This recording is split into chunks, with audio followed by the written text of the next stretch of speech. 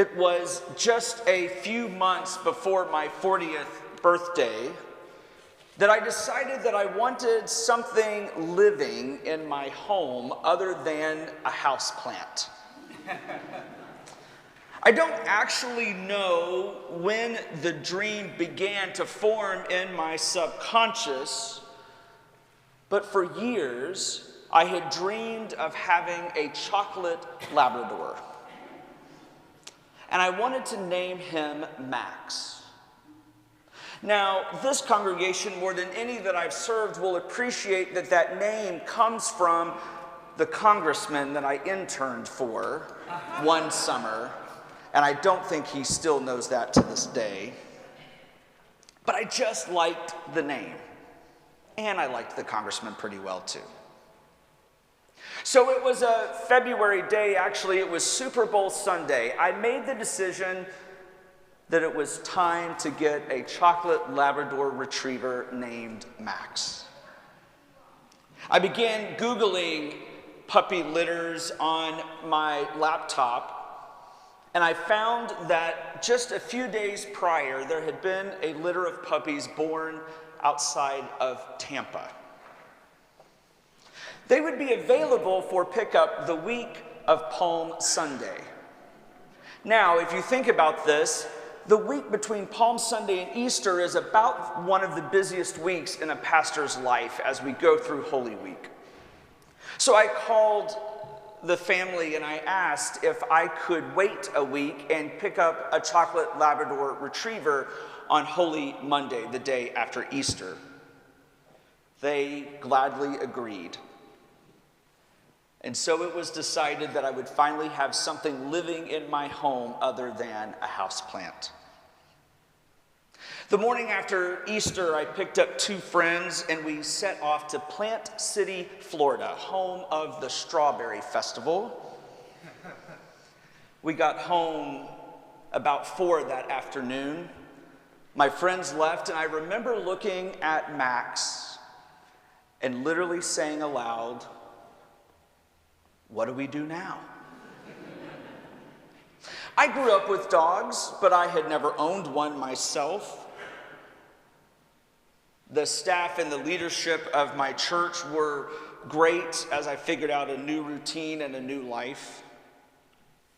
Max spent most of his puppy days at doggy daycare because when you have a single parent, you have a lot of energy to get out. But I enjoyed taking him on walks in my neighborhood and in the surrounding areas. Dr. Stanley Coren, a psychologist and an expert on dog intelligence, says that the average trained dog knows about 165 words, and that most dogs can count to 5. Max has had training, and I'm not sure how average he is, and I don't know that he knows 165 words, but it does amaze me how much he understands. He understands breakfast, dinner, treat, tennis ball, and after I discovered doggy ice cream, I have to spell out ice cream, otherwise he goes crazy.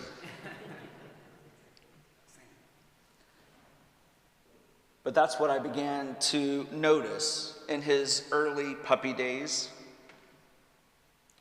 was his understanding of one particular word. No matter where we were walking in our neighborhood, be it on a street or another part of the community where I lived, I would say to him, "Max, do you want to go home?" And he would intuitively turn in the direction that guided us back to my home. It was the most amazing thing. It could be light outside, it could be a dark evening with no stars or moonlight. And Max intuitively knew how to get home.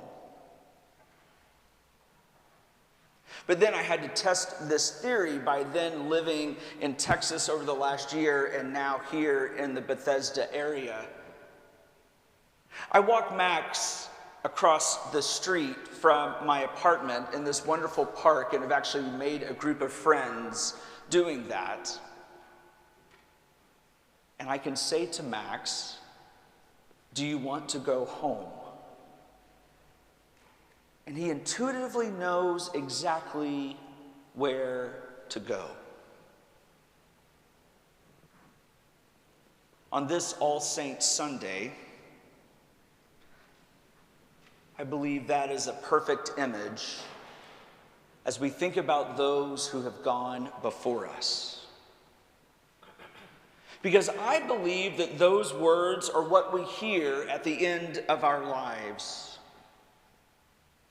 I believe our bodies whisper home, and our souls intuitively turn toward heaven and toward God.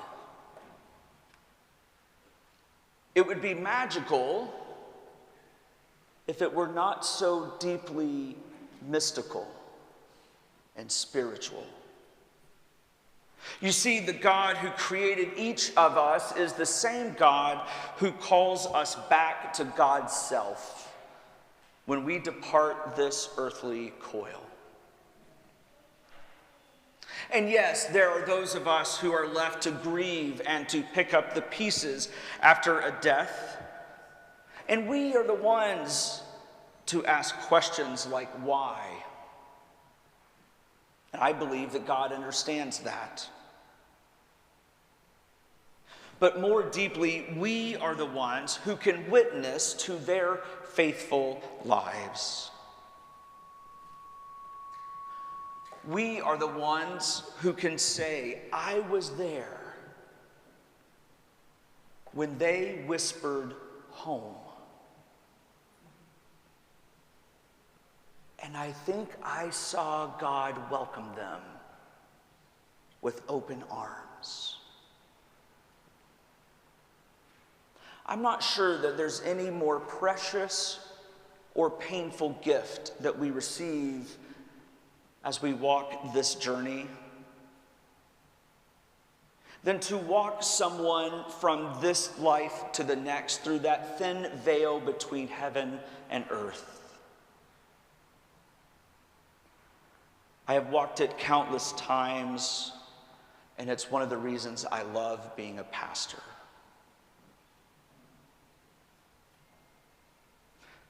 John wrote in Revelation, "Death will be no more. Mourning and crying and pain will be no more." You see, John could envision a, quote, new heaven and a new earth where we will no longer be separated from those that we love. But as we all know, we do not yet live in that new heaven and new earth. So perhaps that is our call on this All Saints Sunday as war rages in the Middle East. That we can help create that new heaven and new earth. That we can create that place, as Mitch Albom once wrote, "Love is how you stay alive, even after you're gone." Let us live in that love while we still have breath. Let us hold fast to each other, to the love that is separated by death. Because the power of our faith, the foundation of the Christian story, is that nothing, not even death, can separate us from God and ultimately separate us from one another.